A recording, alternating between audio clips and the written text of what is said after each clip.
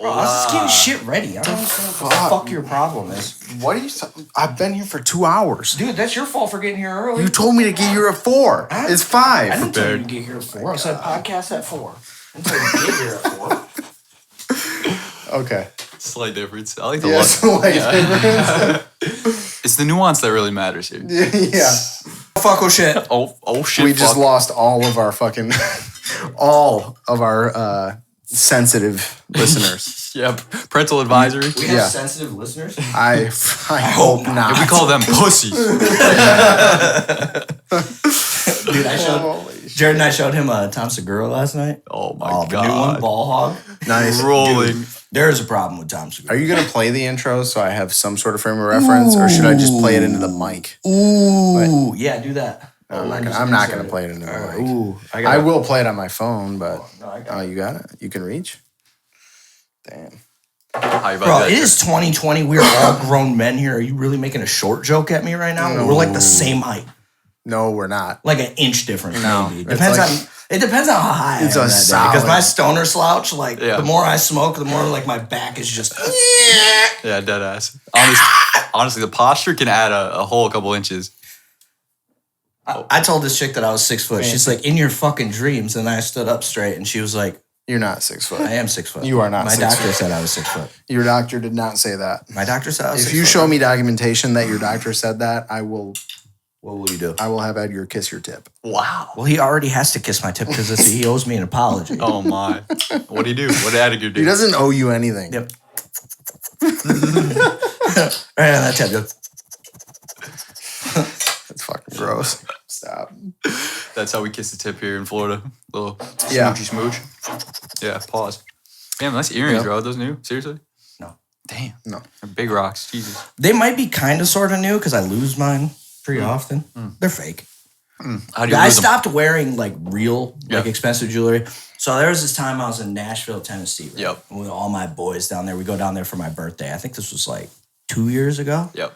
And they tell me like 2 days before, they're like, we're going to Nashville for like 4 days. Do you want to go? It's like the same weekend as your birthday. I was like, fuck, dude, I don't know if I got the money for that. They're like, well, it's your birthday, so everything on us. I was like, all right, bet. So we go down there. You know, I had just bought a pair of like Versace fucking designer frames. Like they had the Medusas on the corners and shit, like hard, right? I know what you're talking about. We get into this club. It was Jason Aldean's bar, I think. It's like a 4-story one, right? One of my boys, Eric, he's playing on the 3rd floor. And we're dancing, and I'm pissed drunk. Oh, yeah. I mean, like I am every time. Boom drunk, in the club. Yeah, I'm pissed drunk in the club, acting a fucking belligerent. fool. This girl, she's like dancing up on me and shit like that. I'm like, all right, cool. Because, you know, like I get down on the dance floor, so this shit happens. But, so anyways, I was like, yo, you should come to our booth. And she's like, all right. So then she comes to my booth. And all of a sudden, this fucking angry-ass dude, like 30 minutes later, I guess, comes up to the booth. And he's like, what are you doing? Get out of there. And she's just, can I help you, bro? That's fine. A little bit of technical. Oh, there we go. My audio was fine. Now we're going to be able to hear you. All right, so he comes up to the booth. Yeah. He comes up to the booth. He's all pissed off trying to get in there. Bouncer's not letting him. He's like, that's my girl. I didn't know. I'm not that type of dude. Oh, shit. Like, I got a little bit of moral ethics, and that's like usually where I draw the line. When you're drunk. But. Big butt. So she's like, she clearly doesn't want to leave. She's like, fuck him, all this other stuff. I was like, yeah, fuck him too. Like all this other shit. And he's like, yo, get my girl out of there. I take my fucking glasses off. I'm not going to do it. And I was like, she's my girl now, bro. And I threw my Versace frames right at his fucking chest and they just shattered. Fucking reckless. And that's how you ruin $1,000 pair of designer frames. So I just stopped buying expensive shit like that. Good call. Like I'll buy shoes in preparation and hats for when and you stuff get in like a fight that. At the club. Not even preparation fight. Like I've lost numerous fucking nice necklaces in the club just because I'm stupid. Did you tell that story when Key was here? I think you did. I might have, yeah. I think you did, but yeah. It's one of my favorite. Key Bland, he's one of our like Friend of the show. Yeah, friend of the show. That's my dog, bro. He's one of our favorite guests, like ever. Yeah. But then again, all the guests we've had have been awesome. Yeah, Warrington's really cool. So don't fuck it up. Yeah, I'm basically. fucked. Big standard here. I am not meeting that standard. Yeah. All right, run that run that intro, You got bro. the intro? Run the Don't intro. Let's rush get into me. this. I'm in a nice little group. We're fucking 6 minutes in right now. I know. People are patiently awaiting the intro. This is the second pod of the week. I know. Nice. I know. Working. Yeah, this is bonus content, so I don't want to hear any complaints about this pod. Hustling, baby. It's not even really gonna be a pod. We're just gonna talk about some shit. Oh yeah. Pretty Which much. is a pod. You told me to put together topics. I got 2. I got one. So you know. But we have Sammy here, so And we got Corona on this we got fitting Corona. occasion right here. Yeah. I'm not talking about the disease. We do not Do have you want to the know virus. how absolutely I don't know that, actually. fucking Sponsor us. retard? Yeah, sponsor us right now. I will say fuck Modelo for the rest of my life. Fuck if you Modelo, fuck Patron, fuck all that. fucking- Wait, No, if they sponsor us, it's fuck. it's Patron. fuck whatever they say. You could get a beer sponsor and a vodka sponsor, maybe. yeah, I like where your head's know, at. Yeah. I don't know contractually if that's going to be okay, but I think possibly Hey man, it's possible. yeah, no 360. So merch idea. Do you think we could do butt plugs with my logo on that? I'm dead. Okay. I'm dead. Start the fucking intro. That'd be hard. It's gonna be That'd be hard. That'd be hard. It's Could you gonna be- imagine? Like you're dicking a bitch down, and all of a sudden she just pulls out a butt plug. She puts it in, and you're like, I know him. Shit, dude. Like Shit. that'd be crazy. It's gonna be this type of pod. It'd be crazy. I don't know. Okay, that's that pod's gonna be all right. All right. Jesus Christ. Imagine in the middle of a porn, there's just an advertisement right in the middle, and it's on the butt plug that she pulls out, and she like really does an advertisement mid porn. Your boner's dead, like you're totally done. You're like, what the fuck is this? Boom. Product placement, like right in the middle. Yeah, dude. And it puts like the little sound effect that we have in the vlog. She pulls out, it's like, man, he's candy. No, but wait. Ooh, that would be so fire. Have you guys seen Riley Reid? You know Riley Reid, like not of even course. just seeing her porn, but like seeing her social media, what she does with it. She sucked Lil Pump's toes. She is Super out hard. there. Yeah, bro. She's out there. Yeah, absolutely. Lil Pump, like every day, like I don't fuck with him as a musician really at all, but I respect him more and more every day because of the wild shit that he does. Like he had Riley Reid, he was just smoking a blunt, she was sucking his toes. I'm like, bro, that probably ain't even doing much for you other than the fact that you made her do it. Dog, that's a power move. That's a power move. Oh yeah. Oh my god. That's like All right, let's run this intro. We're on the intro. We're gonna be able to hear it through the headphones. You know. Honey, you've got a big storm coming.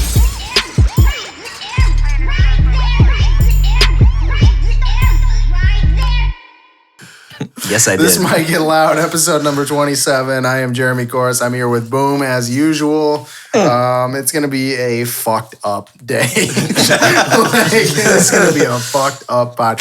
This is our second pod of the week. Okay, so I don't want to hear any complaints about it. This is bonus content. If we had a Patreon account, this would be Patreon members only, but we don't. So you're welcome. yeah. We Send are us also money. here with Sam Hyde. He is here with us as our guest today. He's going to be here. He might do a couple pods with us. I would love You're to. going to be here for a while, I right? would love to. Yeah. He's here till Sunday. Yeah. Or until coronavirus is dead if we are locked down. Just kidding. I didn't even ask BØØM to stay at his house, but look, he's Listen, letting me bro. stay, and I'm making it. I'm making it happen. Yo, listen. Listen, I know I said Sunday, but it might be another week. Maybe we're another getting year. there. I'm actually crashing here for the rest of the year. No, I'm just kidding. I'm just kidding. I don't care. Oh, I appreciate that. I mean, with this setup, I mean, shit. Out of like all the people that you could have just randomly showed up at, it's just like, I don't give a Yeah, fuck. He's indifferent, completely indifferent. We have approximately 0 topics. No, we have Two and a possible. We have 2 and a possible. Okay. 2 and a possible. Yeah, 2 and a possible. Hell yeah. It's like like a mediocre spades hand. Like that's okay. Bro, I win with 2 and a possible. Yeah, for You sure. give me 2 and a possible, I'm winning. Absolutely. I'm going all in. Especially Period. if we're on the same team, because let me tell you something, we fucking murk spades. Damn. Yeah, we Respect. do. We might have to do that. Dude, we were playing spades the other day, right? It was Tony, Casey, and like a couple others, right? And I'm like trying to explain the rules, and I'm like, wait, you don't know how to play spades? Haven't you been to fucking jail? Because that's I swear that everybody that's been to jail knows how to play spades. That's facts. fact. That's a fact, bro. The softest human I know, Brian Sweet, knows how to play spades, and he learned it in jail. That's I think hilarious. Tyler definitely learned how to play spades in jail. Oh yeah, he Yeah, definitely. Tyler definitely learned how to play spades when he's in jail. Tyler Allen has been to jail. No, Tyler. Tyler my boy Early. Tyler Sorry, Early. sorry. Yeah, R.I.P. to him. By the way. R.I.P. R.I.P. to him. But he was one of the funniest human beings ever. I'm pretty sure he learned how to play spades in jail. Yeah, it reminds me, my dad said when he was younger, he used to go play pool. I know it's obviously not a card game, but he would make hella money with his friend Russ, his stoner friend. Sorry, hopefully Russ doesn't see this. Stoner friend, he'd play pool and bet fucking big money every bar Russ he in goes Michigan? to. Yeah, Michigan. Okay, well, still, it doesn't matter if you're a stoner in Michigan. It's legal. that's facts. That's facts. Good. So true. Shout out to Russ. That's a big advancement. Legal weed in Michigan now. That's Absolutely. Yeah, I know. Isn't that nuts? All right. wild, bro. We all moved out of state and they legalized And that now shit. they fucking legalized. Yeah. it. I mean, I was there for a couple months. Nice. while Yeah, I was that's legal. true. That's I true. had, I had a med card when I left, so I guess I was kind of already, Yeah. taking that. But Bro, the week before I left Michigan, I fucking smoked an entire ounce. I was at my boy's crib and he grows. I was like, I'm gonna smoke a whole ounce before. Dude, so I get my sack, right? And like I'm just chilling at his house. And like I'm just sitting there, like a couple hours in. I'm like, So basically, like Thanksgiving. no, Thanksgiving I wasn't that high. I was pretty high, but I wasn't that high. Thanksgiving. No, bro. Like, listen, bro. I was fucking high as a kite, bro. I was higher than giraffe pussy. I was up there, bro.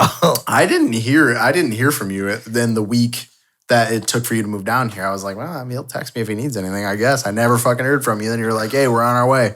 I'm like, No, dude, we were getting So that was high it. and fucking grilling ribs every night. sounds good. Dude, it was a great I kind of want week. to grill ribs now. Sweet Baby Ray's barbecue sauce on some ribs sounds so fucking good. That does sound good. We're going to have to do that. What is today? Today's Wednesday? Yeah. All right, yeah. We might have to do that I'll throw like it down. tomorrow or Friday. I'm in. Hell yeah. Like if you go to Let's do it tonight. Fuck you. What the fuck you got going on tomorrow? You're not working. They shut down your. No, they didn't shut down my work, but Julia has been in contact with people that have showed symptoms. So Yeah. I am quarantining myself to benefit everyone at my job. You're Respect. welcome. Good call. Well, Yeah. and I'm Mexican, so I just can't get the virus. I'm genetically impossible to get it. Yeah. Bro, a michelada a day just keeps every virus away. There you go. Those are the rules. But yeah, we are here with Sam. Yeah. Sam's a little bit of a success story. Aw. It's kind of like, Aw. so like I talk about it often. What do you do, Sam? Oh man. Let's let him tell it. No. because- Oh, well, okay. I appreciate Well, I that. was What do going you to lead do? him in. I wasn't going to talk about him. Oh, You okay. just always fucking interrupt me. Oh. This is unbelievable. I'm sorry. Good Do you want to transitions. fuck? Do you want to hug? I'll give you a hug. Fucking hug it out, bitch.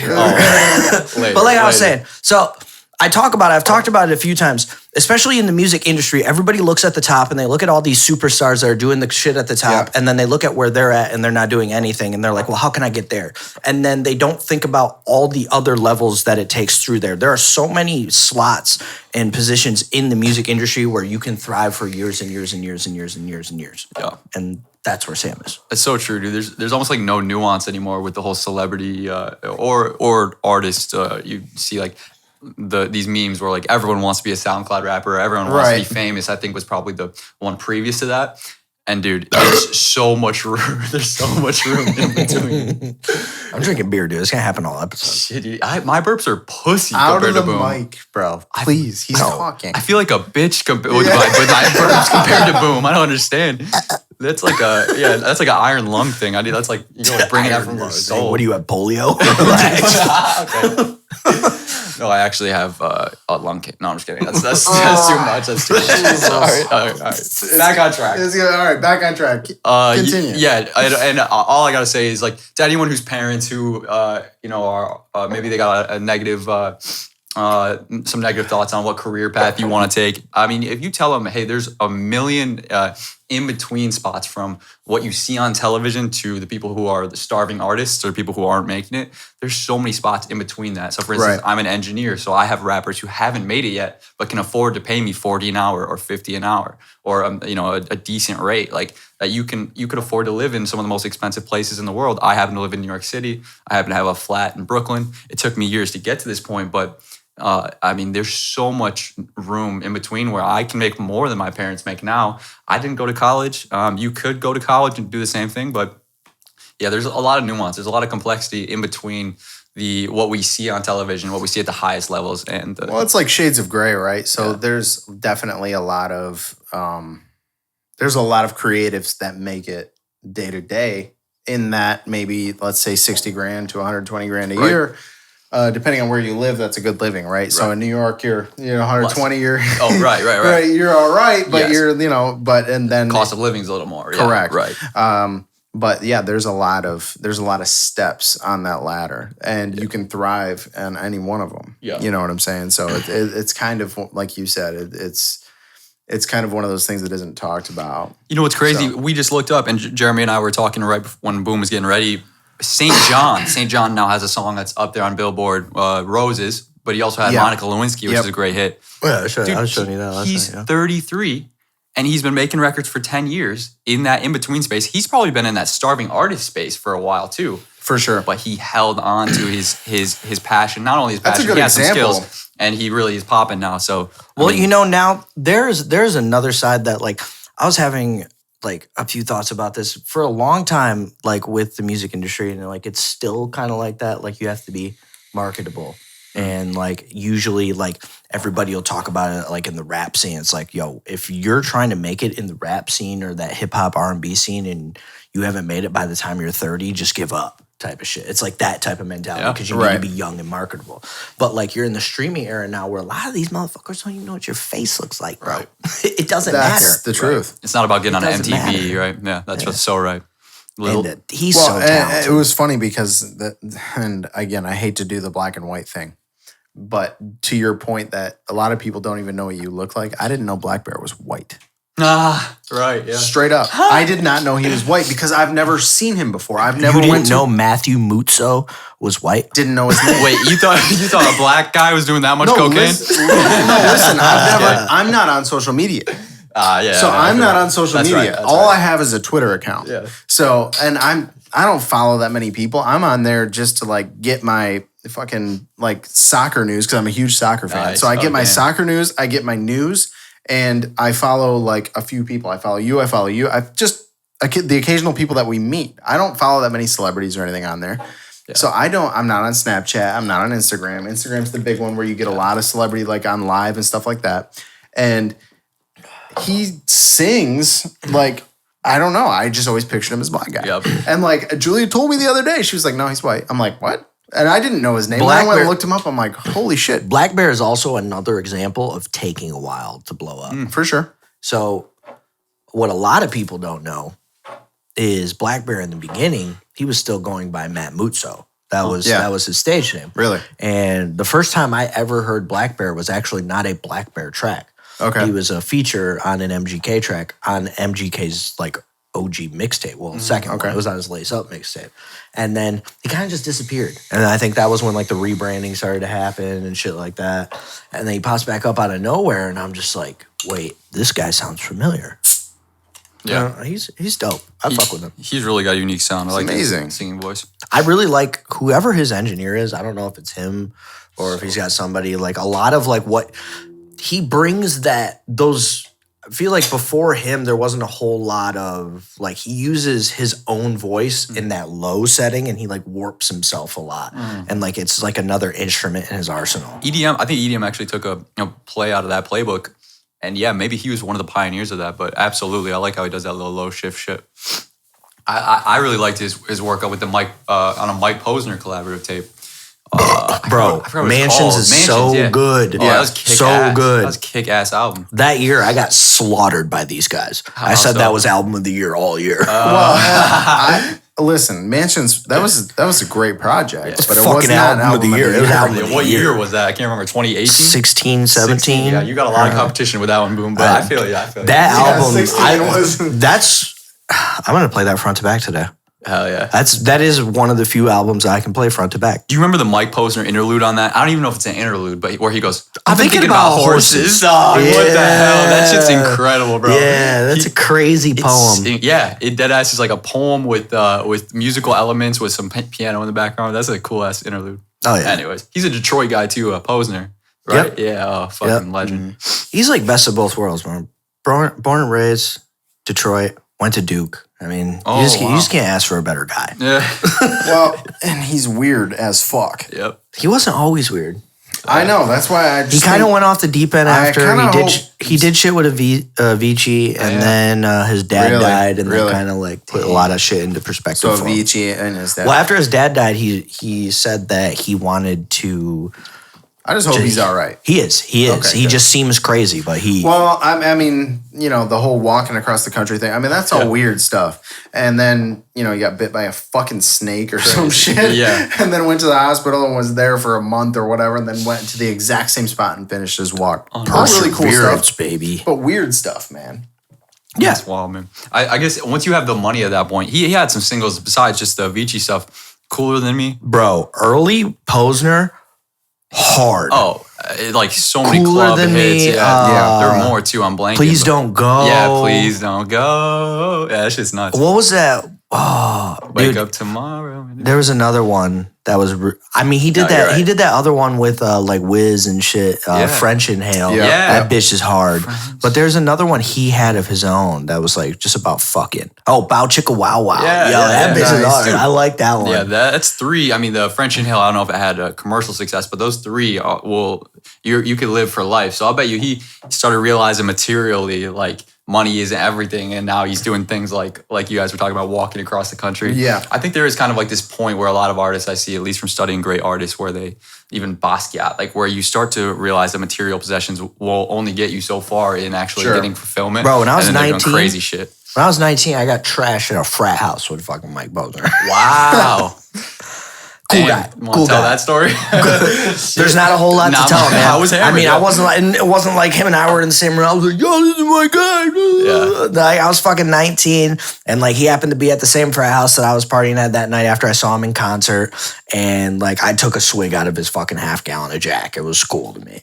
That's hype. That's good. awesome. That's lit. You know, like not a whole lot of a story, but it's like, yo, yeah, I partied with Mike That's Posner. so Fuck tight. it. That's so Not tight. really. I was like, yeah. I lived on with Lando. I lived on a crazy frat party road, Abbott Road at Michigan State, and didn't get to go to one fucking frat party because I didn't go to Michigan State University. How upsetting is that? Yeah, I should have because those looked crazy. Listen, frat parties suck dick. Really? They're awful. Wow, like just reckless shit. All you frat guys, they're gonna get fucking mad at me. Your parties fucking suck, bro. You're all rapey. It's weird. Oh, like, fucking dude, I don't need to see the jerseys. I don't need to see the snap. Every song that comes on, hey, shut the fuck up. It's stupid. It's stupid. Yeah, that's right. All you guys have like your boy that DJs or whatever, and he's just fucking slamming tracks, and he plays. They play fucking Mo Bamba 14 times in a row. And it's just like, bro, come on. Yeah, I gotta tell a celebrity story now, and he's half celebrity. But I met the producer of Mo Bamba, so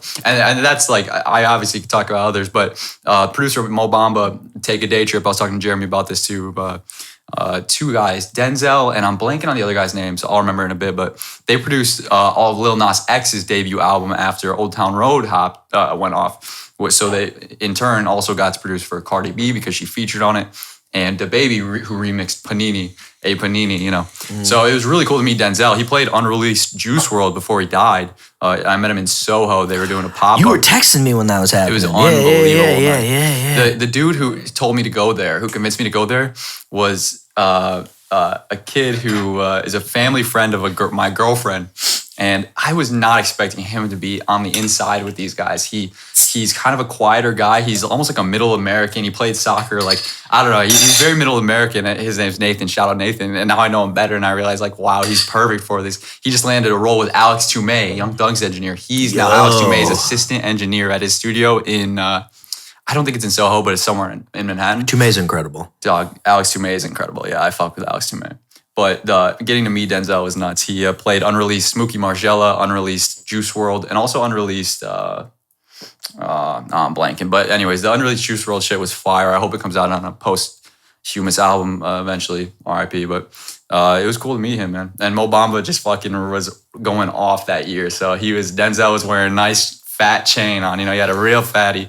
He was, he's really balling. So yeah, dude, no credit to be taken away from the track Mo Bamba because that track was hard. I just don't want to hear the 14 frat boy times. element of it sucks. Yeah. Yo, one other thing about Mo Bamba, my girlfriend's college, Ithaca, had a show where the fucking floor collapsed. I don't know if you saw that video when they were jumping from Mo Bamba. That was Ithaca College, a small upstate New York college. It's just south of Syracuse, I think, or something like that. Okay. That's And crazy. Shit, bro. Collapsed, bro. She could have went to that. She could have got really fucking hurt. Could be dating a cripple right now, honestly. No. Wow. All right, let's get back to it. Sorry. Try, we got a little off task, but let's get back to it. So, I've known you for what? Oh, man. 5 years? That's longer than that, dude. 6? It's No, dude. I It's wanna like say 9 years. 2012. It's like 9 years. Oh my I've known God, you since, time flies. No, he bro. knew you before I did. You're right. And I think I 2012. because I've known you I as met long as Lando's known you. Dog, but when was that? I was like 19. Yeah, I was probably You were in high school? 16, yes. Damn, bro. I didn't realize how Yeah. fucking much time I think when I flew. first met you, you were 15. No, Yeah, maybe. That's a fact because I remember you hit me up and you were like, "Bro, this kid Sam, he's got serious talent." I'm I like, "Who is he?" And I was like, "He's like, well, he's 15. He's like Bro, a the sophomore first- in high school." I'm like, "What the fuck? What are you? What? Who are you hanging out with?" He's like, Yeah, "No, first, no, no, no. first thing he He's a says is friend like, of he's like, Landon." why are you hanging out with high schoolers? I was like, no, it's not like that. Yeah. No, I think I was producing on my fucking on your iPad. Touch, for a rapper, Landon. I'm sure you guys have referenced him in the show, but and he was popping in Eaton Rapids town near where I went, which was Mason. And my brother said, "Yeah, you should try and send some beats to this kid," because I'd played some beats in the car. My brother and I shared a Buick Century, 1999 Buick Century, beat up, ended up blowing up. Ended up being real fucking rusty, shitty. Anyways, and he was like, "Yeah, you got to send some of these to Landon." And I remember going to, I think it was East Lansing, and meeting Tyler Allen, Craig Everts, and God, I love or Eifert. Everts, yeah, I I'm love sorry. Yeah, Fun Craig- fact, Craig is his cousin. Yep. Dog, damn! I never even put that together. Yep. That's hilarious, Craig. Oh man, they taught me a lot. I mean, mad love to those guys, seriously. And Landon, and fucking, he liked one of my beats, and so then he said, "Hey, we should really think about making an EP. I've got this one that I'm promoting right now, which I didn't produce." And his hometown was loving it. I mean, like that had a lot. For sure. I could feel the waves, And I was like, "Yeah, I You gotta did the work one with this guy. with, you did Age of Enlightenment, right? Yeah, right. It was more of like a woke album. It was kind of a different take, or EP. It was kind of a different take for Lando in that realm. But I like some of the songs. Some of the songs were really good. I really liked that. Yeah. Honestly. Co-pilot. I really like Co-pilot. Obviously, High School you know, Romance was good too. You got like a lot of, I mean, "Welcome to My Empire," Oh, thanks. Yeah, that yeah. song. But like, no, I mean that whole EP. I mean, if you look back on it, you're like, it's easy to say, "Wow, that was trash." yeah. Of Because course. Of course. as you progress, Of course. it like because I did the Nightmares video for Landon. Oh hell yeah. I shot that was the first solo project I ever did. Nice. And I look back on it and I'm like, wow, that was trash. And then I'll watch it again and I'll be like, it had a lot of character though. Yes, at and the you time. can still see a lot of like my particular style in it. And I think that's the case too with Age of your Enlightenment. work on Age of Enlightenment. Yep. You can still see a lot of Sam's style Yep. on that. And that's I mean, I that's appreciate really it. cool to look back on when you do that. Because it's easy to just like say, wow, I hate that now. Yes. Yeah, But it's so true. I don't. I mean, I still really like that EP. It's so true. Like when you look back, it's always easy Yeah. to criticize it, but at the time, it's a different world. For the world's sure. changing so fast. Where you're like, yeah, this actually did produce. It did make a movement. Sorry. So to this say is something. no, you're good, bro. So this is crazy. I mean, it's like you got like 3 people that all came from some hick ass fucking cornfield ass towns. Yep. What made you go to New York? Oh shit. Okay, so I was living in East Lansing, which was for me the city compared to where I was from, which was one of those hick ass towns. And East Lansing, where Michigan State University is. I was living with Landon, the rapper we're talking about, and I remember that place. making a ton of music. I was actually working at a bank during the day and then making music at nighttime. So I actually had a good income situation. And so I was spending all of the money I was making from the bank during the day on music shit, progressively getting better.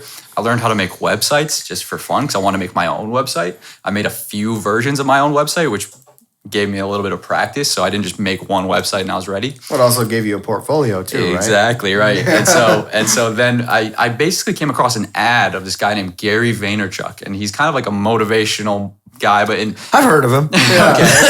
okay. Name sounds familiar.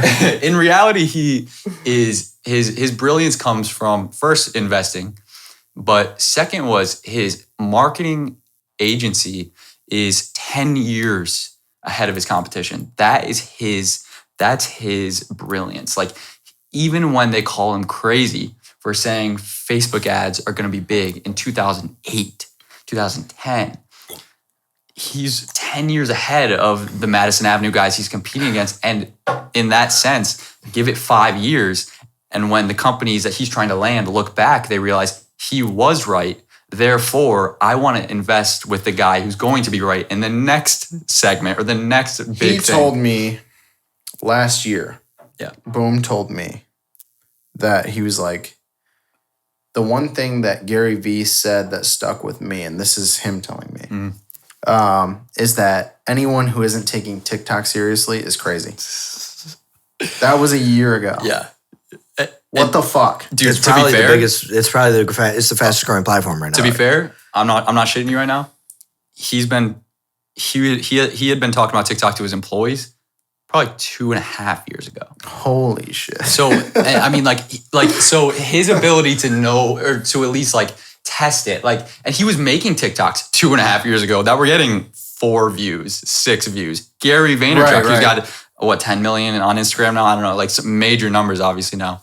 Like, so his ability to think forward, to be a real visionary. One of the things he said in a personal conversation, and we weren't even recording, but he said the CEO thing is overrated. They should change the E for V, because V for visionary. Because being an executive, what does that really mean? You execute. Yeah, okay, that's fair. You're the executive officer. But to be a great CEO, you have to be a visionary. And that's what Steve Jobs was. That's what the greatest CEOs are. They know how to think forward. And then again, you look at the stock market. That's what the stock market is. You're investing in the future of these companies. Correct. Uber is not profitable, or was not profitable. Now I think they actually have turned a profit, but they weren't even profitable for the first 8 or 6 years or whatever it was of operation. But the future, they knew that once we got the infrastructure there, this company was going to be profitable. And that, I think, is Gary's brilliance. So I luckily... I love the guy. I love the guy. Never met him. Love the guy. He's super likable. And I think that's another thing. He amasses a huge following because of his likability. So he just makes it very easy for you to like...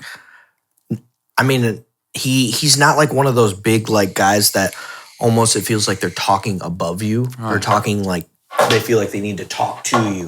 Like he has a good ability to just talk to you at eye level. Hell yeah. You know, that's what I really like about him. Being from Jersey, and he cusses like all the time. I love that. Being from Jersey, I think he never really like got rid of that. I think he kept that like Jersey gritty attitude, and it makes it so that a new intern, which I guess I'll get into in a sec, a new intern into his company can talk to him with the same amount of like, or it's almost like he gives you the same amount of respect as if his CFO is talking to him. Right, like you were an intern, you've like actually had a face-to-face conversation. Multiple, That's like unheard of for a CEO. Yeah, it's super weird. He has an open door policy, and he laughs because the naive interns would take advantage of it more than the employees that were trying to get a raise. And they were like, I don't know how I can get a raise. I'm trying to get a raise. Yet he had an open door policy. You could have went in there and asked him. And if he said, no, not right now, but if you complete. To me, that's just another, that's another example of how forward thinking he is. Yeah.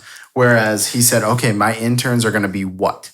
They're going to be younger. Yeah. Okay, so the younger that's right. generation is going to be like, open door? What does that mean? We're going to get curious. You know what I'm saying? Yeah. And so they're going to get curious and they're going to actually use it. Whereas his employees are like, man, I need this raise so bad. Yeah.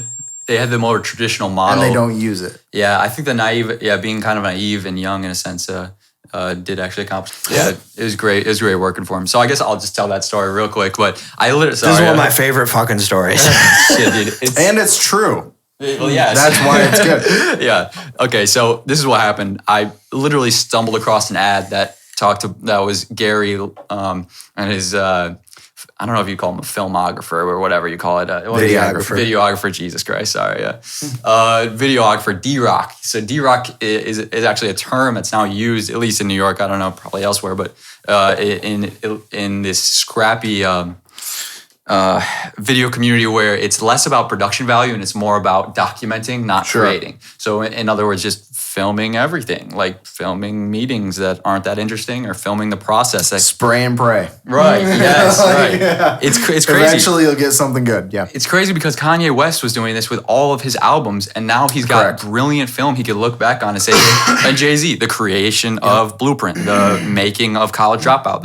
And like if they just didn't have a camera, by the way, I'm guilty of this. I have a studio that I don't have enough camera footage of, and I need to, right? Because the documentation of it. One idea. Part of that is, and I'll just jump in real quick, but part of that is because video is intense. And what I mean by intense is let's say, and we were talking about this off camera, but part of it is, okay, so you have a laptop with 8 gigs or 16 gigs of RAM. And this is a very layman's terms example here. Yeah. But you have a laptop with 8 gigs of RAM or 16 gigs of RAM, and you do audio work, and that's more than enough than what you need. Okay, that'll do what you need. If you're editing any type of high quality video, and if you jump into 4K, 16 gigs of RAM is not enough. Period. Yeah.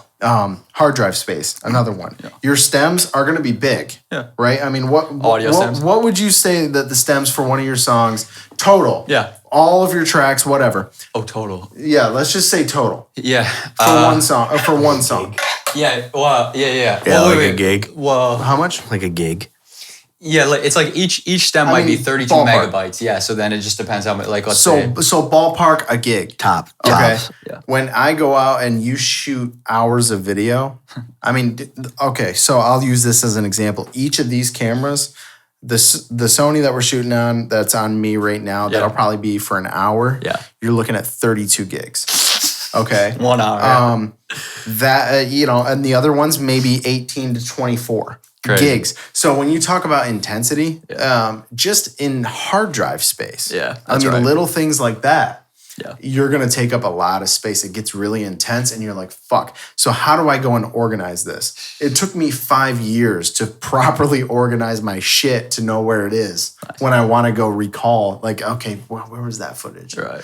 Where do I have my logo intro that I'm going to use for this podcast? Right. What folder is that in? What's it labeled as? What's this? What's that? So when you talk about that, I mean, that's why a lot of people just say, fuck it, I'm not going to do the video today. Just gonna do high production value goes shit. on the next day, man, I'll do it tomorrow. That's right. You know what I'm saying? So that's where that comes from. That's such a good point. Yeah, you kind of have to be a contrarian and also a little bit crazy to buy a hard drive every fucking week if you're filming everything. Dude, I'm telling you, it was almost like The Office, like the show The Office, where you're filming menial tasks, like things that are clearly in the scheme of things worthless. I remember one time he was filming, or basically people would send Gary a bunch of clothes because they wanted him to wear it because his videos would get 50,000 views or whatever the first day, and so they would get exposure. Sure. And so what he would say is, hey, I'm not going to wear half the shit. Sorry, guys. And so he would tell his employees, you guys can literally take whatever is cool here and it's yours.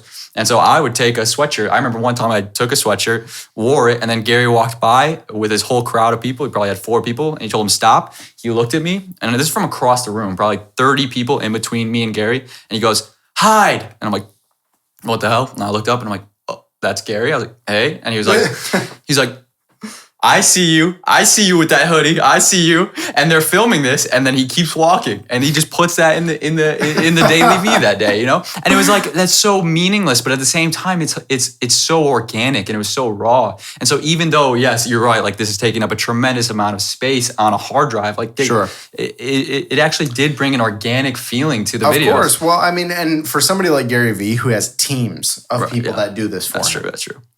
And do these tedious little tasks of labeling and organizing and putting it in the right folder by date, by filing whatever. cabinets of it, literally filing cabinets, on hard drives. Yes, and then they store that hard drive or RAID drive or whatever you use. Yeah. To the average creative like you, might not be possible. Fucking hard, dude. I mean, it's one of those things where it's going to take you. Okay, so maybe it takes 2 to 8 minutes to get those files off of your SD card onto your hard drive. And then you got to go label them. Then you got to create folders. Then you got to do. Yeah. I mean, you're talking about if you got 4 cameras running like we do. I mean, you're talking about a half hour just to get it off the fucking SD card. Yeah, that's right. I mean, that's time. So, and your average creative, the people that are coming up, the one thing we don't have is time. That's right. Yeah. Because you're working on your craft. That's the tough part, yeah. Or you're working a full-time job and trying to work on your craft and get better at it. So it's very difficult to do, but it is very important. You make a really good point. Doing those little tedious things, just do it. You will not regret it. It may be hard now. It may seem meaningless now, but just do it. Or if no one will film you at the moment, like let's say you're doing a craft where you can't film yourself at the same time, even though tripods exist. So I mean that kind of is a shitty excuse. But let's say, for the sake of argument, that's your excuse. I'm a welder and I'm using 2 hands. I can't safely film myself or whatever. Well, once you get good enough at your craft that once you get good enough at your craft, learn how to pitch a videographer or someone who is very young maybe and learning to at least build a portfolio of videos to then film for you for maybe not free. If you're a good salesperson, maybe you can get it for free if you sell good enough and if your craft is maybe of interest to the videographer, but or lower price, you know. Another example of that is you paid me $50 to film to come in and be a cinematographer on the first video because you wanted to direct a video. Right. And you really didn't have any idea how to do it. No. So I came in and I did it for $50 and I filmed everything. And you had these ideas that you were just you were kind of throwing shit at the wall, see what sticks. Yeah. And I don't mean that in an offensive way. It's a good thing. That's the truth. You want to exercise those muscles. You want to exercise that brain that way, right? Sure. And you threw me $50 to do it. And honestly, it was like, the consulting alone these days, I would make way more money than $50, but it was good because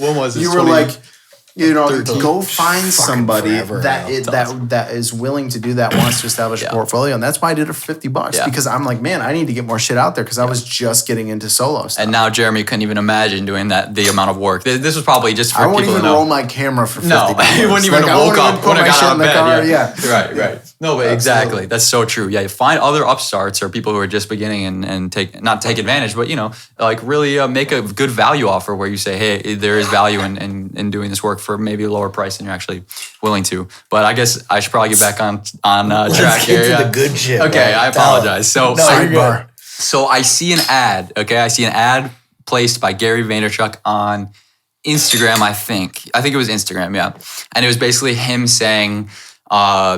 This was his quote. He said, "I know a lot of you are graduating from college this week and you have no fucking clue what you're going to do with your life." And this wasn't me. I wasn't in college. I actually did have a good idea of what I wanted to do for income. I was working at a bank, working in the real estate department of the bank. We were working with pretty big accounts that were going into foreclosure. I actually did have my life pretty spelled out. But I remember just seeing his ad and saying, oh, that's a good ad. I remember seeing fucking every ad on Instagram and saying none of these are working. These all suck. I cannot believe that ads work on Instagram. And then seeing his ad and being like, okay, that's a good ad.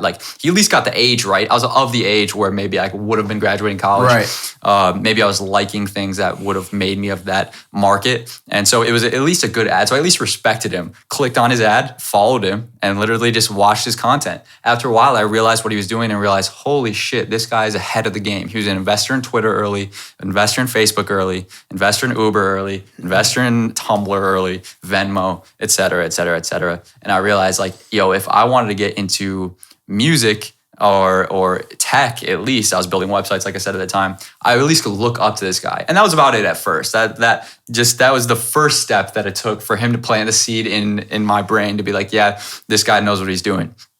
And so I think after that, I start figuring out what D-Rock did, the guy who filmed everything. And then I got into this thought process, like we just discussed about filming, documenting, not creating. Et cetera, et cetera. So I followed D-Rock. Then D-Rock says, hey, Art on Twitter, he's tweeting, hey, our team is looking for audio engineers because we think podcast space is going to be big in the next 10 years. This was in 2015 or 2016. Yeah, just looking back on this now. It's unbelievable how far ahead he is. It was nuts. And so I realized, oh shit, that's right down my alley. I kind of like the marketing of this guy. He has a marketing agency. They had just moved, by the way. They had a cool little office in New York. Now they had an office in Hudson Yards. Again, this is another it's spinning right now. Another thing where he was looking ahead. Hudson Yards is now the biggest real estate expansion in the world. Hudson Yards is right by Madison Square Garden. And so out of his corner office, you can see Madison Square Garden. Anyways, Hudson Yards, you guys will probably hear about it more and more as they build more. But anyways, it's right on the Hudson River. John Bellion, bury me in the Hudson River or whatever. Yeah, like that. It's a beautiful view. It's a great spot. Anyways, if you say John Bellion's name one more time, I'm changing my song this week. Yeah, thanks. We're gonna have to, God damn it. We're gonna have to bump his whole album. Yeah, he's a legend. So anyways, when they said they were looking for audio engineers, I was like, oh, this is dope. What's the task? And so I DM'd D-Rock and he goes, the task is take clips of Gary. He had been making content, like I was talking about, where he filmed a bunch of shit, a bunch of his rants. He was essentially think of rants that you think of in your head. They were filming everything. And so they filmed a bunch of his rants. And D-Rock said, his videographer said, take some of his rants, make a compilation in audio form. So, in other words, I would listen to a bunch of these hour-long videos, find clips that were related to each other. Maybe they were relating to college or his opinion on marketing or his opinion on Twitter or the future of podcasts. And then make a compilation into one audio form with music in the background. So it's kind of powerful. Sometimes you see these on like motivational videos on YouTube where it's like Tony Robbins and he's like, he's like motivational. He's telling you about life and like, you've got time and, very motivational. And people compile a bunch of different clips from maybe one lecture he gives that's an hour and they make it into 12 minutes, 10 minutes, 8 minutes, whatever it is. And so I did this with Gary, tweeted it at D-Rock that day. I didn't wait. I was quick, scrappy. The music in the background I used was Saba, because Saba, the rapper, Chicago rapper, recently went to VaynerMedia, and I wanted to show them that I had attention to detail because I thought that was valuable. And so, the other thing was I noticed that Gary was scrappy. He wasn't about high production value. And so I knew I had to tweet it back at them that day. So I called in sick to the bank that day so I could spend the next 2 hours doing this little audio compilation that day. Sent it back to him within 2 hours. Immediately got it. He said, yeah, we need you to fly to New York. When's the newest you can move to New York City? And I said, I have a job. I will, just give me a second. And so that day I had to figure everything out. I had to figure out, okay, how am I going to get an apartment? Ended up getting an apartment in Bed-Stuy, which is a shit neighborhood in Brooklyn. The first weekend I was there, I was at a bar, Octavia's, where we got locked down because there was a murder on Malcolm X Boulevard, like probably 200 yards away from where we were. And so the bartender, who's now one of my best friends, shout out Josty, John Michael Stacy, he was a bartender. He said, yo, just chill here. And I was literally just eating by myself because I didn't have any friends. I just moved to New York City. I was in Bed-Stuy. I was the only white kid on the bus, when I would take public transport. But Josty was like, yeah, just stay inside. When the news just reported that there was a murder right down the block on this boulevard. And so I stayed at Octavia's that night. Anyways, I have a lot more to the story, but that's the general gist, was that I just was obsessed with getting a gig, and I called in sick, I took risks, and I don't know. I'd recommend it to anyone. Like, if you really want something, you got to be a little bit crazy. You got to be a little psycho. Lot of you motherfuckers will say you want shit, but won't even call into work. Yeah, that's right. Sometimes you gotta. Sometimes, not a lot of you motherfuckers will say you want shit, but won't get up early or stay up late. That's right. A lot of you motherfuckers will say you want shit, but will spend the money on a new pair of shoes before you buy new equipment. That's right. A lot of you motherfuckers will say that you want it, but would rather go meet a bitch than stay home. Yep. Bitches can wait. Bitches will be there. Priorities, that's right. Well, I mean, it's funny because you just basically hit on it. I mean, since I moved to Florida, any spare amount of money that I've had has gone toward this setup. Respect. Has gone toward whatever we need to do. You know what I'm saying? And it's like, we started with nothing. Yeah. Literally, when we moved down here, we started all over again. Shit. I sold half my shit. It's still in the process of starting over. Of course, yeah. I got 4 friends down here. It's crazy, man. I mean, I got 4 real friends, but I know a bunch of people, but it's people are like, yo, what are you doing this weekend? It's like, I don't even know where to go. Right. You know what I mean? And it's I told you that too when you moved down here. You were like, man, I kind of want to be in Tampa. I'm like, I get it. It's fast paced. It's this, it's that, and that ultimately may be the goal. But I said, bro, this next 2 years is going to be very important to just stay home, get that creative space, and find that lane. It's awesome. Find that lane. We find that lane. Yeah. We're going to be good. That's so true, dude. Getting rid of distractions, if at all possible. When I was in East Lansing, fuck a girlfriend. I was somewhat in an antisocial state when I got this gig, and I think that I have to say that's probably one of the biggest reasons I got the internship.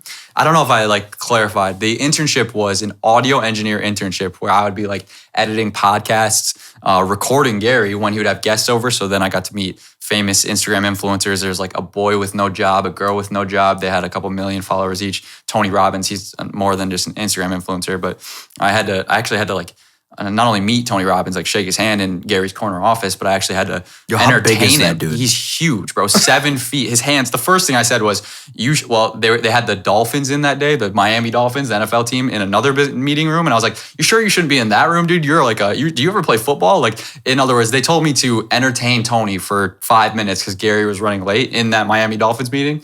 And so, yeah, I was like talking to Tony, like trying to be cool, it was like super scary. I was sweating my balls off, I was like, oh, fuck. He's like, I can read your fucking mind right now. He's like, he dead ass like is almost like a larger than life character, almost physically and like his aura, but it is weird. He's what made Conor McGregor win again. No way. Don't really, dude. He did the shit where after he talked to LeBron, and LeBron said he spent $1 million on his body a year. And that's what made Conor McGregor really take his career into a whole different realm. And then on top of that, he spent 18 months. Yeah.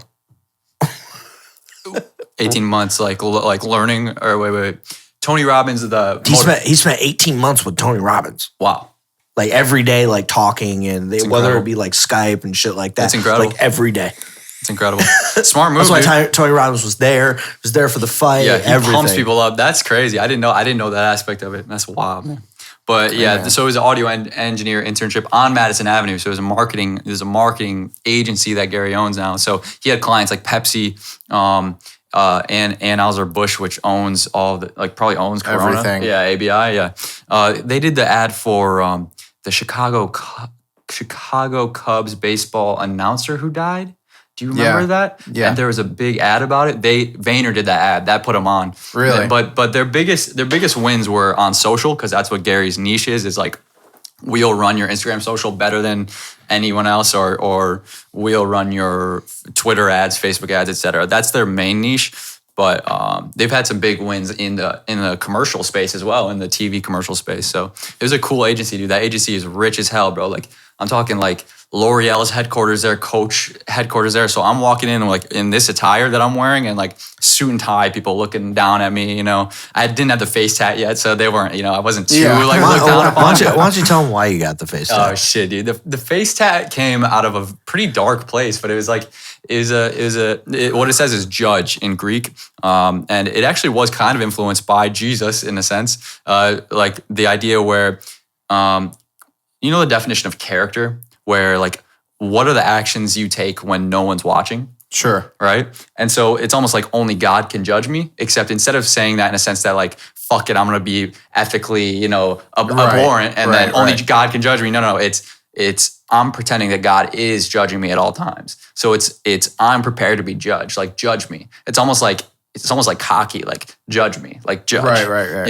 And it's kind of meta in the sense that it's a face tat, and most people get judged pretty heavily just for having a face tat, obviously.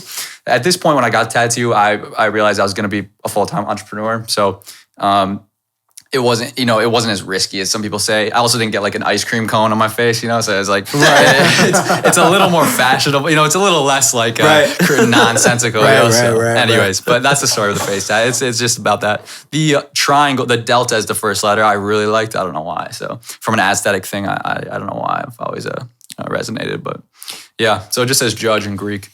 Yeah. But mostly influenced by the definition of character. It's the job killer right there. Oh yeah. That's another thing though, right? Because I can't really go back to a bank job with a tattoo on your face. So it kind of almost forces me to think ahead, like really plan out. What if my customers don't come this month? Am I set for 3 months, 6 months? Like, am I? It makes me really think ahead, because there's not this option, this backup option, like, oh, I always have a job, or I always can go back to college and get a job. That's kind of been eliminated, because of it. And so it almost makes me feel empowered. It makes me feel like, yeah, I am in control here, So yeah. But no, yeah, definitely. It's a weird thing. Like, most people don't really get it, and I totally understand, because I wouldn't recommend anyone get a face tat. But yeah, that was gonna be my next question. Yes. What would you recommend?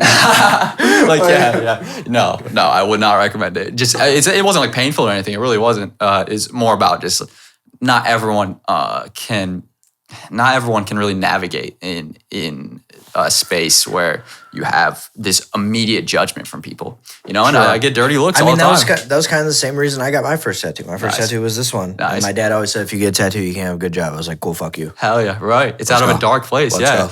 Yeah, Let's go. facts. Some people are contrarian in their blood, like in their DNA almost. It's almost like a natural fuck you. It's like, I hate this authority, this feeling that there's an authority over me that like tells me that I have to live with these rules. It's like, you can't say these words, you can't ask these questions, you know? Like, I've always been super anti that, but to a fault. I mean, sometimes there's good reason. Oh, yeah, Sometimes there's good reason for these rules. Like, these rules are actually put in place culturally. Ever since I've known you, you've been very anti-conformist. Yeah. Like very like you're not going to conform to anything. And maybe, I don't know if you'd say that or not. Maybe that's been to a fault at times. Yeah. But because there are times that you do have to conform, whether it's to a society or whether it's to, you know, whatever it may be. But I mean, sometimes you do just to advance yourself. Right. And then there's other times where you're like, wham, you know, I if I conform to this, I'm not going to be ahead of the curve. Right. So it's hard to balance those two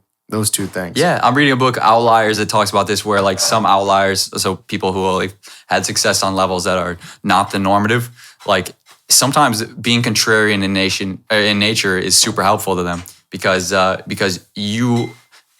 sometimes there's this madness of crowds effect where the crowds are missing fundamental facts because they're just following the herd. So sometimes being a contrarian can help. Well, like for me, I think it was in high school, like early high school, my first 2 years of high school, I was very, very, very always anti-conformist. I wouldn't conform to anything. And like for me, that was actually like a detriment in a way. I had to figure out that balance because it was like I couldn't be social with everybody. Right. I couldn't be. I had to train myself to be social. So people are always like, "Why do you hate being on camera? Why do you hate?" Because like, bitch, I had to train myself to be able to talk to people. Like, I like staying home. Yeah. I don't leave the house. I don't like any of that. Right. Like, I have trained myself on how to be social with people. So when it comes to that, it's like, okay, so I have to always, I'm trying to find that middle ground. Yeah. And that's very difficult for me because my personality is very extreme. Got you. So like when it comes to being addicted to things or when it comes to like, I'm always extreme. Anything I do in excess. Yeah. And like, so I have to always be searching for that middle ground constantly. Yeah. And it's difficult, but it's also, again, sometimes by doing that, I will get too comfortable and I'll say, oh, I'm not going to do that. And then I find myself in that creative rut where I'm just like clicking my mouse, like, oh, I don't want to be doing this. I don't want to be doing this at all. Like, and then I have to like snap out of it and say, dude, what are you doing? Yeah. Like, this is what you like to do. Stop. Facts. So I'm always battling those two things.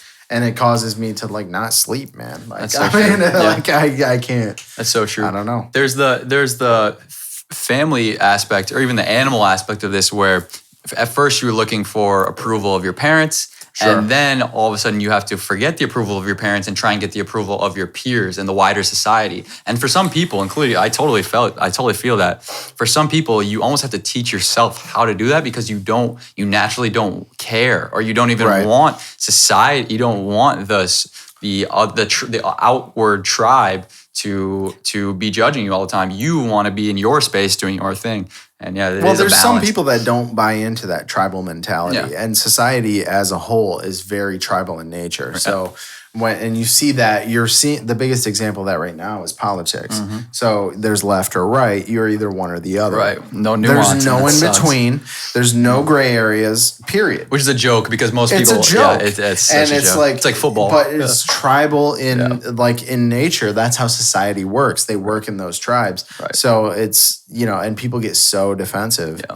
I mean, it's crazy. It is crazy. It's almost like when you have I'm a Steelers fan, and so I hate the Baltimore Ravens. I fucking hate the Baltimore Ravens. The Browns, the Ravens, yeah. Yeah, right. But if I actually individually met every player on the Ravens, I'm sure there would be some players that I would resonate with. If I didn't know they were Ravens and I'm in a bar just shaking hands, right? You would like to sit down and talk with Ray Lewis. Absolutely. Ray Lewis is a legend, right? Even though I hate him, he's a legend. Like, he obviously changed the game. Like, what a legendary linebacker.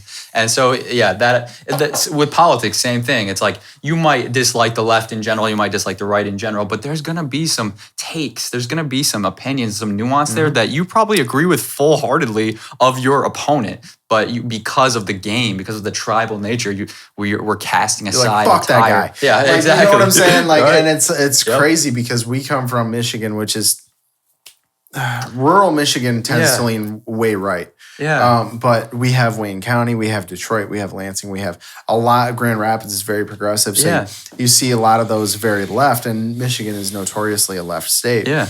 And then, so when I moved down here, Oh yeah, Florida. it's all conservative. That's I mean, hilarious. this is like the Huge red switch. of red. Yeah. So I'm like, and I'm sitting here and it doesn't get much more racist than down here. it gets a little rough.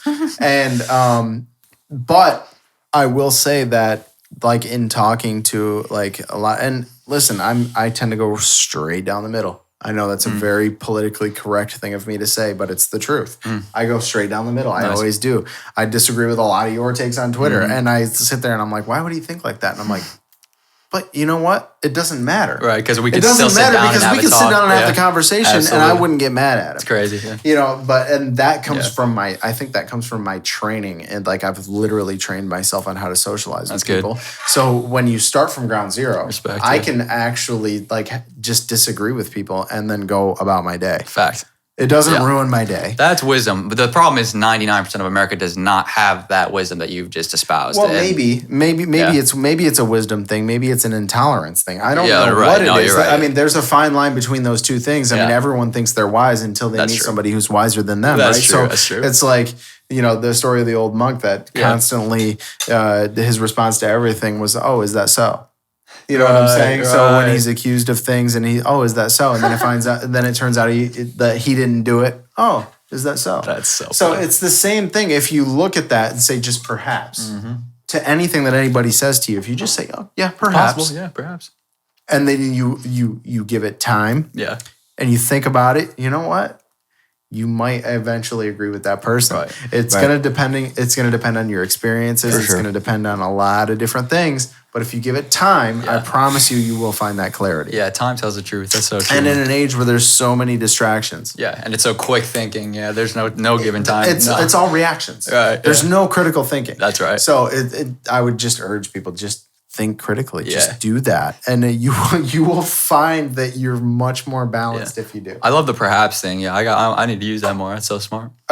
It doesn't matter which way you are. Yeah. I mean, you can be as wise as anybody else, but you're still going to react to things. That's human nature. Right. So, but if you just train yourself it on how to sit. do that, and listen, I'm not perfect. Trust me, man. I judge people left and right. Yes. Like I really do.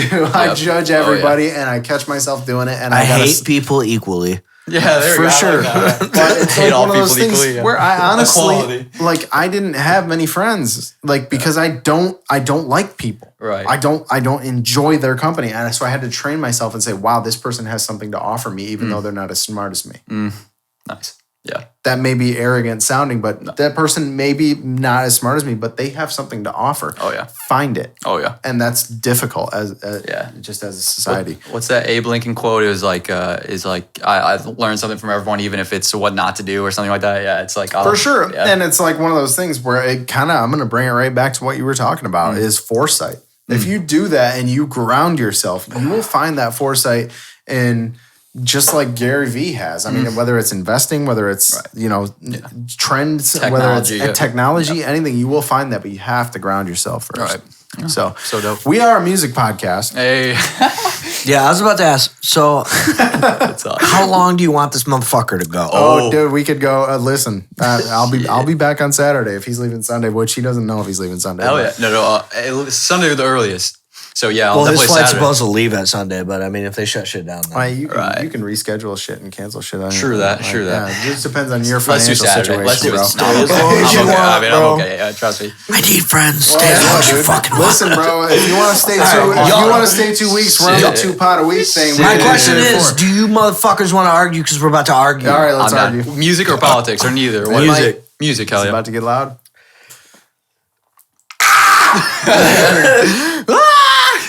Last night, sorry. I was on Instagram, Yeah. the IG Live, Swizz, Timbaland. Oh, I didn't see Oh, this is a conversation we've had.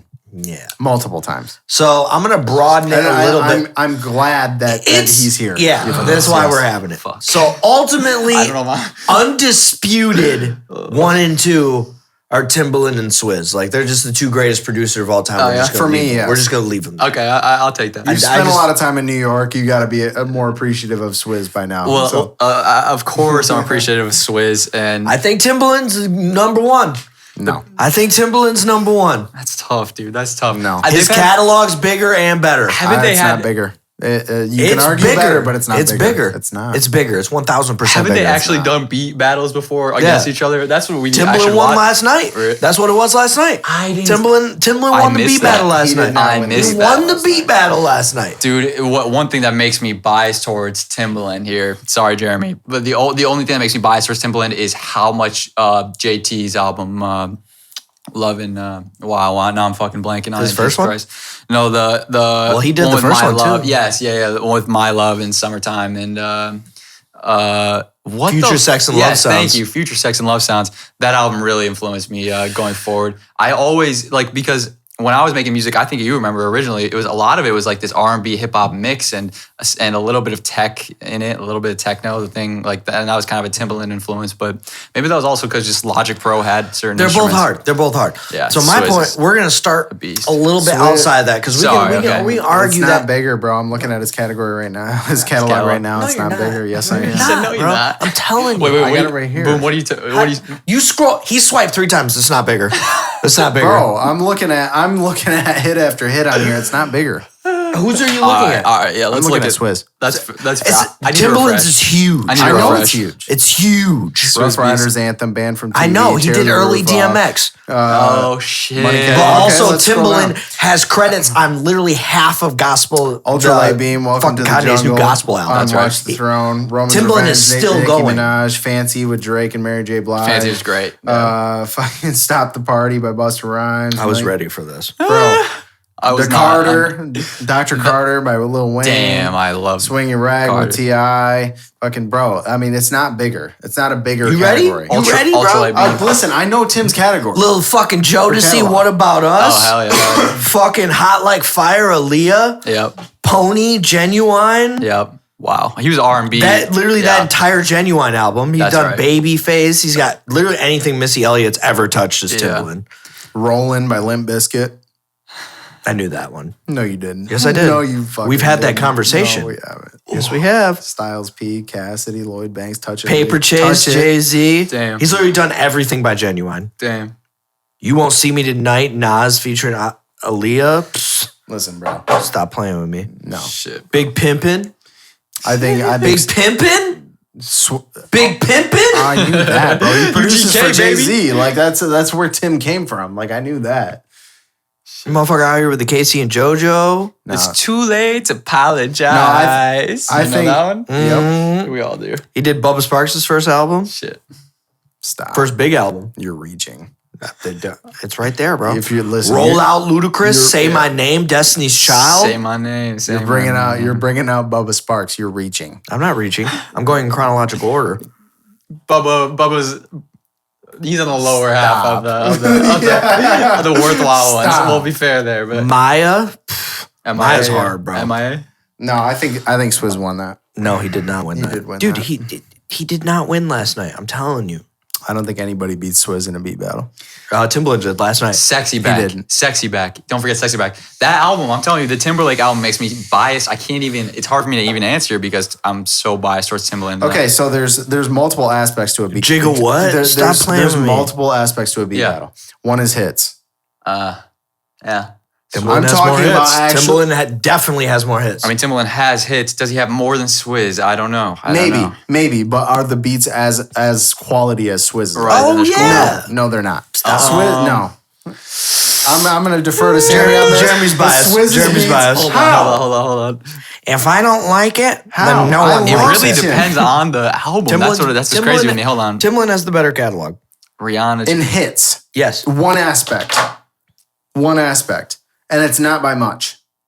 It's not like you're making it out to sound. It's not by No, much. no. The either way, they're neck and neck at the end of the For day. sure, in hits.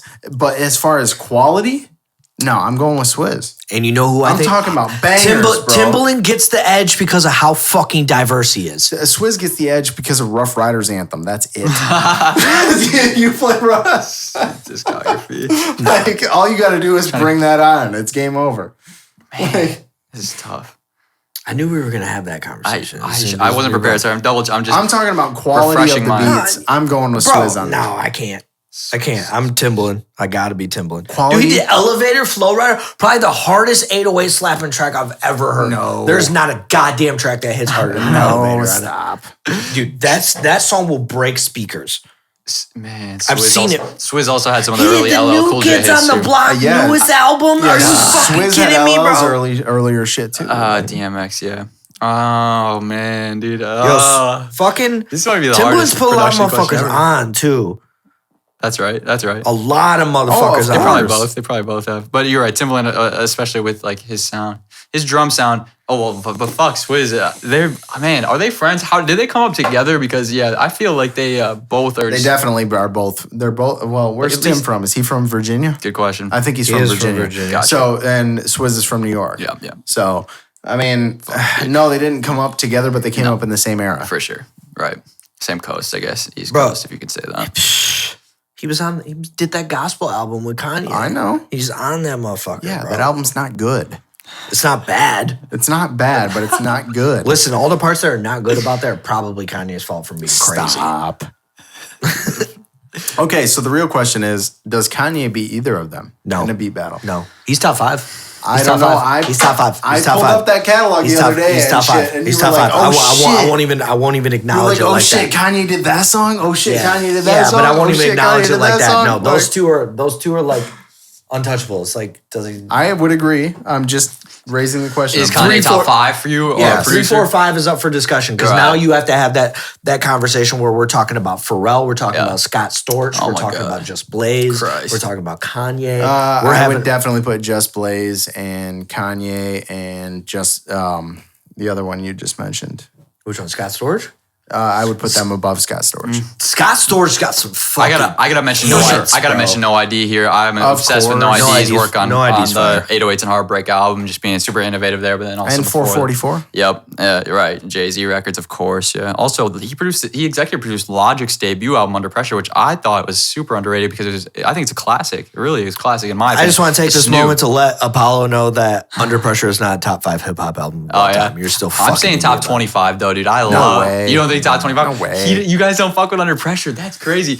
I love Under Pressure. It's not top 25. I love it. Wow. It's not even top 50. Wow. No Think fucking about way. all the other albums, bro. You're going to put that above like Under Pressure's some crazy Under Under shit. Pressure's You're gonna put run that of above- gang related and the one before it. Are you gonna put that above? Are you gonna if you're talking hip hop please. albums? Yeah. Are you gonna put that above NWA albums? I would Are you have gonna put that above some of Scarface's or But Ghetto Boys albums? I'd only say NWA Ice has Cube? one classic album. That's Okay. what I'm saying. So I that would agree with that that. leaves room. I would agree with That that leaves too, room. but Ice Right. Cube has two.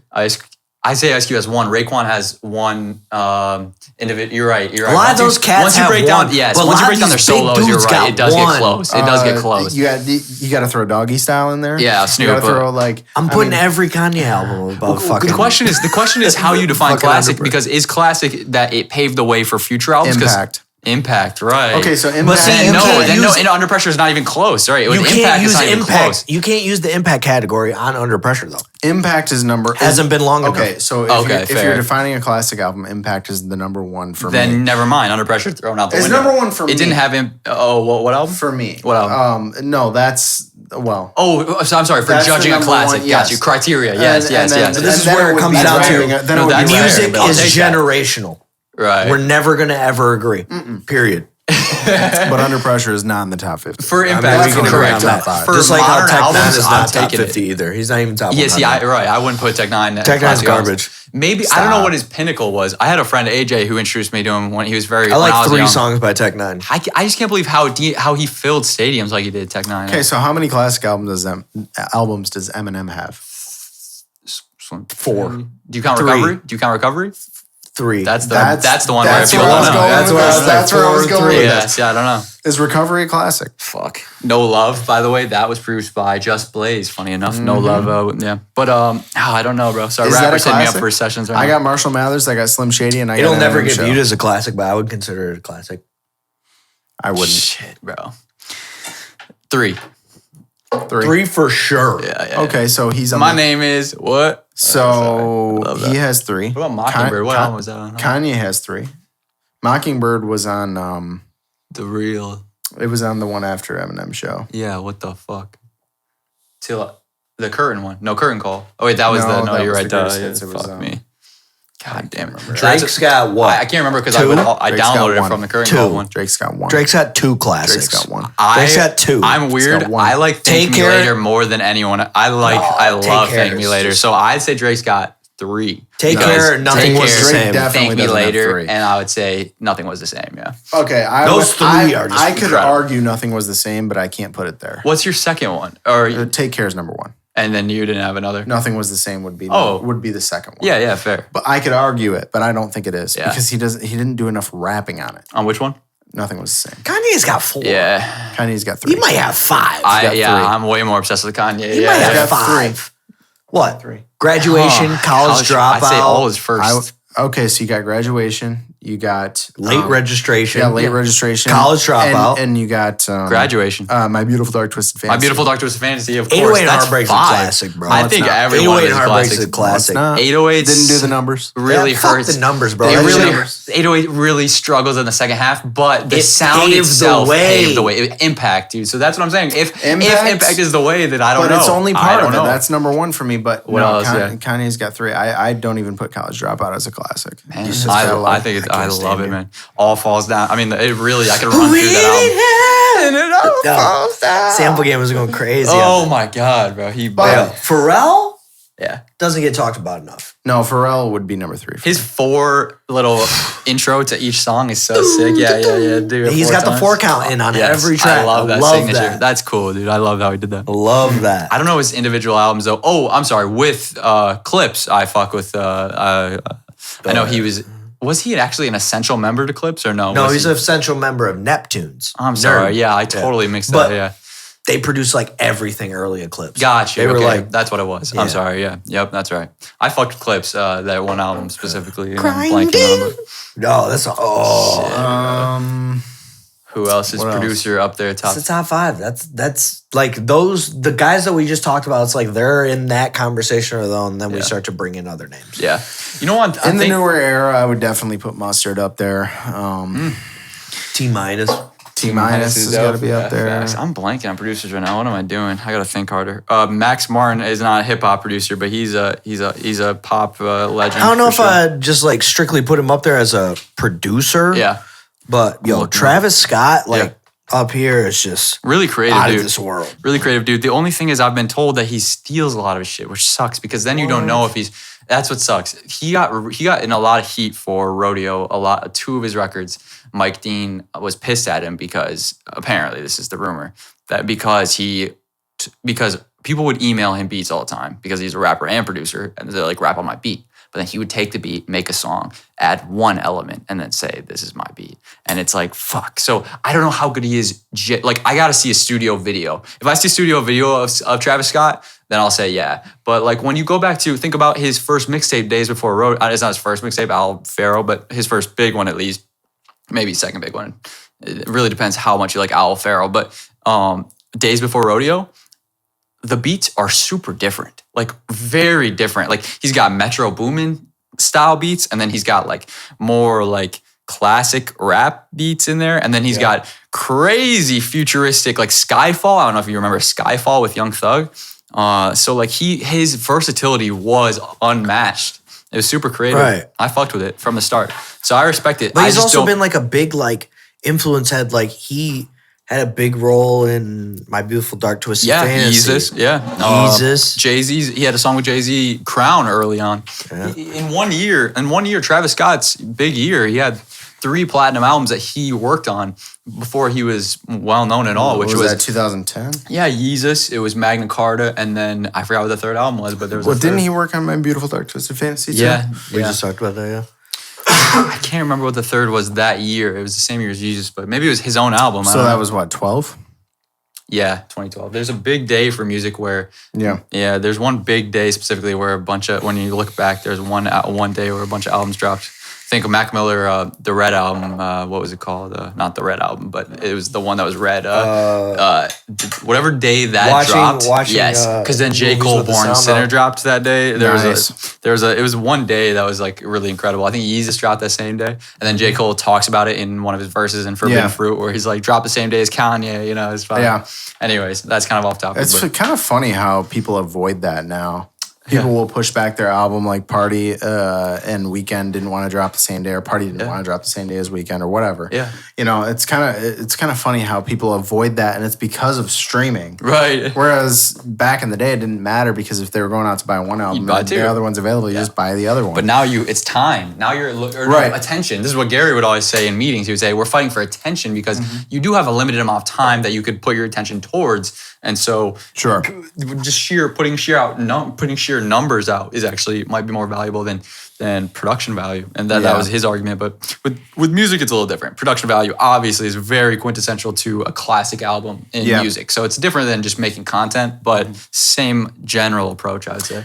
While you're here too, I wanted to ask you. We did our top 10 albums of the decade. Hell yeah! And both of us pretty much unanimously agreed that My Beautiful Dark Twisted Fantasy was number one. Absolutely, I agree with you guys. You would agree with that? My Beautiful Dark Twisted Fantasy, incredible. From Gorgeous in the beginning, where he's talking real shit, to when he actually takes it to like some new level on Lost in the World, like Hell of a Life, Hell of a Life, incredibly done. Devil in a New Dress, like I mean, we're not going to see an album like that. Right. The ones that everyone There loves, is not a single song on this fucking planet in existence ever that you can play one note and everybody knows what the fucking song is. There's not one powerful song. stuff. Whole place losing their fucking mind. Yeah. Like, I hear that one note. I'm like, oh, somebody about to play Runaway? Hell yeah. Yep. Yeah, that's so true. He really just hit that one note to the intro for the whole fucking 30 seconds straight, I think. All right, fuck it then. This shit's getting fucking long as a bitch. Let's just wrap this horror. Wrap it up. We'll do another one on Cool Beans. Saturday. Cool Beans, yeah. Fuck it. All right. How you guys want to wrap this? We usually do a song that we've been listening to for the week. Fuck yes. So get your headphones. I'm about to put these motherfuckers on right now. Get your headphones. I'm about to put these motherfuckers on. Slide right now. now. All right. Boom's this is a going song first. I found because we were talking about Timbaland. It's called, her name's Sid Tipton. Very small, not big. She's got like 2,000 monthly listeners. Wow. She's not big at all. This song, I don't know how she got Timbaland, but this is a bop. That's Chase Me, Sid Tipton. That is Tipton? Yeah. That is crazy. That's a crazy good track. Chase Me. who's next? I got one. Me? All right. I got one. It's from the new Childish Gambino album. There are a few that are not my favorite, but this one, 12.38. But it's, I don't know why they're named like that, but I thought there were dates at first, but now I'm like, I have no fucking This new Childish album is weird. It's weird. It's really good, though. It's got some great chords. Like, play this 12.38. It might be long. You don't have to play the whole thing if you don't want. You got one, Jeremy? Yeah. That song's fire. That's so long. It's so good, though. It's long, but That's a vibe. Yeah, it's got a cool ass chords, bro. The synth little bass. That's kind of what I got from that Gambino album, though. It's more of an album to vibe to instead of those lyrical. like. There's really no punchline, like aspect to that album at all. right. Totally agree. What you want, pussy? I'm going with The Game. Hey, You already know. which record? Ali Bomaye. Hell yeah, Ali Bomaye. Classic album. I don't know if it's classic, but it's a great album. Jesus Pieces is fucking Jesus. classic, bro. I don't think It's a great album. Body then. Oh shit! Oh shit! Oh shit! See me get the fuck out of my way! God damn! Nice work. Well, that's 2 episodes in 1 week. Wow. Yep. That's crazy. Just depends on how fast I That's want to crazy. this motherfucker. Right. Edgar, like, where were you, bro? Edgar didn't even know we were gonna pod today, so that's fine. He's working. Are you working? You working? Working? Little money here, little money there. You working? Let's go. Let's go. We're gonna be doing another one. We're gonna be launching it. We're gonna probably record it on Saturday. Hey, I convinced him. What? What's up? Sammy's gonna do my first interview. Oh, okay, cool. Yes. He's gonna ask me very difficult questions. Yes. We're gonna do it very intimate, very sad. You need to be here for that because we need to set that Well, all up. obviously. Yes. You're not going to do it yourself, so I know if it's going to get done, I got to be here. Fair. Fair. That's fair. No So lies. No should lies. I detected. stream tonight or stream Friday? Can you stream tonight? I can probably figure it out. All right, You're well, here. We figure might it as well set it up. Figure it out. You're here. That's how we can set it up. Do it Friday, and Talk then about the I'll DJ have stream. our pod up Saturday, and then we'll launch on. Then we'll record on Saturday too. So we're gonna do it Friday. I'm out at 4, Friday. so you can be here at 4:30. Yes. Question. Yes. When do you think we should do our interview? Because then we'll have to, unless we can do it without Jeremy, which is possible. No, he said no. It's not possible. He said We'll not do that possible. Saturday too. Okay. All right. Cool. Cool. This is Mikey Lop.